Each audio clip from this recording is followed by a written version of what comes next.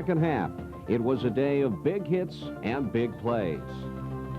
At the close of the preseason, the Illini were ranked 25th nationally, and the offensive unit was #1 in the nation, averaging well over 500 yards per game.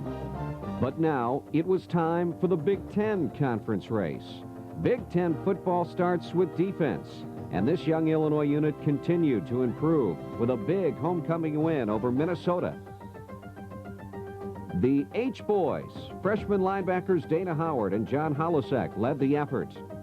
On the day, Illinois limited Minnesota to a mere 70 yards rushing and sacked Gopher quarterbacks 5 times, including this one by Illini sackmaster Mike Pulaski. Fleetwood takes under immediate pressure, hit and sack! Hey, Mike Pulaski gets his first sack of the day. Julian Brown's interception stopped one drive, and the Illini sack attack got 4 more from 4 different linemen. Final score, Illinois 24, Minnesota 3. The Big Ten lead was at stake when the Ohio State Buckeyes came to Memorial Stadium in week 2 of the conference season. Over 70,000 fans, 7 Bowl Scouts, and another national television audience were treated to Big Ten football at its finest. 60 minutes of hard-hitting action as the Illini sought an unprecedented 4th straight win over the Buckeyes. Defense dominated as freshman linebacker Dana Howard earned Big Ten Player of the Week honors with a school record 20 solo tackles. The sackmaster Mike Pulaski recorded his 10th of the season, resulting in a loss of 12 yards. 2 Ohio State drives were stopped by fumbles. One of the day's biggest hits came when senior safety Marlon Primus knocked the ball away from Buckeye quarterback Ken Graham. After a scramble for the ball, John Holosek recovered, and the Illini had dodged a bullet. As the 4th quarter began, Julian Brown recovered an errant pitch out on the Illini 3-yard line to stave off another Buckeye threat. John Wright's spectacular 42-yard catch and run got the Illini out of trouble this time. But 6 minutes later, a Buckeye big play had tied the score at 7-7. Superb pass protection from Brad Hopkins and Tony Laster had shut out Buckeye All-Stars Alonzo Spellman and John Kuchersky all afternoon. And with 3:10 to go and 73 yards from pay dirt, the stage was set for the best 2-minute offense in college football. Camino Bell opened the drive when he ripped off 16 yards for 1 first down.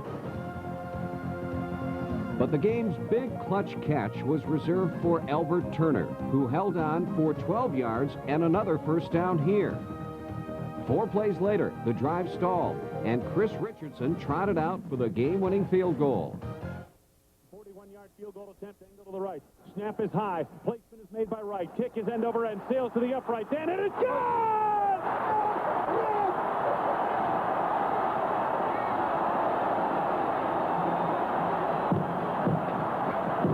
Pandemonium reigned in Memorial Stadium as the Illini seniors had a 4-year sweep over Ohio State for the first time in Illinois history.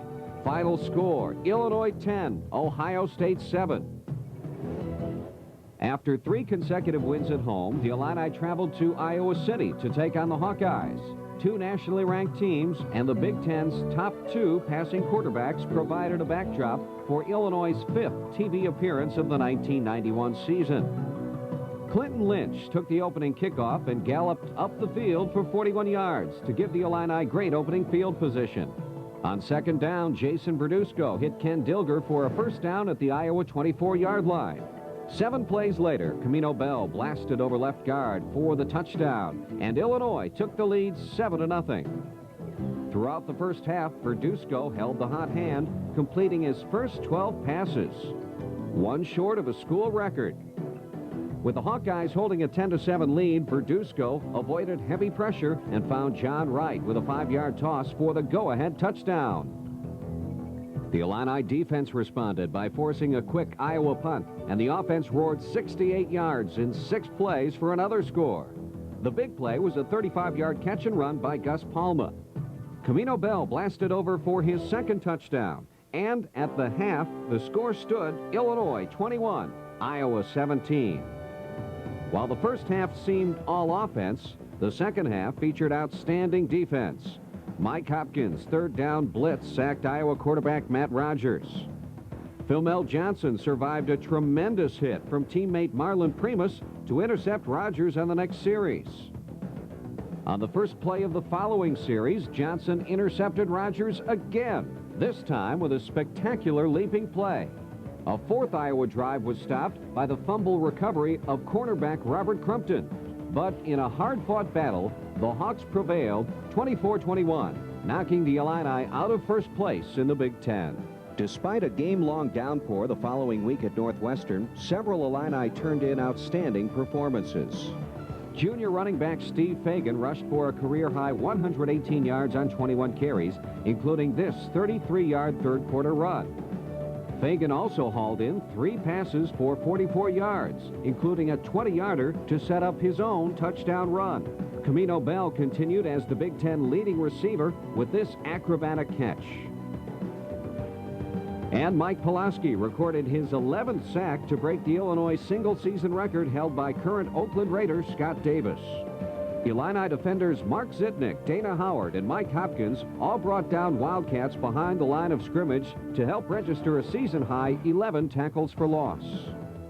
The Winds of November follow the Wisconsin Badgers to town for a Dad's Day meeting before more than 60,000 fans in friendly Memorial Stadium. With time running out in the first half, the Illini pressure forced a bad snap, and East St. Louis senior Julian Brown won the scramble for the ball and a touchdown to give Illinois a 7-6 halftime lead. With the wind hampering the passing game, John Makovic turned to the run as the Illini controlled the ball for almost 22 minutes in the second half behind some great blocking by All-American Tim Simpson and company. Camino Bell gained 85 of his game-high 110 yards in the second half, and Elbert Turner beat Badger All-American Troy Vincent in their day-long matchup for this 10-yard touchdown reception. Illinois dominated the Badgers 22-6 to remain undefeated at home and keep their bowl hopes alive. November 9th dawned clear and still as the Illini traveled to West Lafayette to take on the Purdue Boilermakers. Purdue had not scored a touchdown on Illinois since 1986, and another shutout was on the minds of Illinois defenders. Mike Pulaski recorded the first of 7 Illini sacks, forcing a 16-yard loss on Purdue's 5th play from scrimmage. Darren Boyer scored 2 touchdowns on his way to a career-high 74 yards. Verduzco found Craig Kester for his first collegiate touchdown.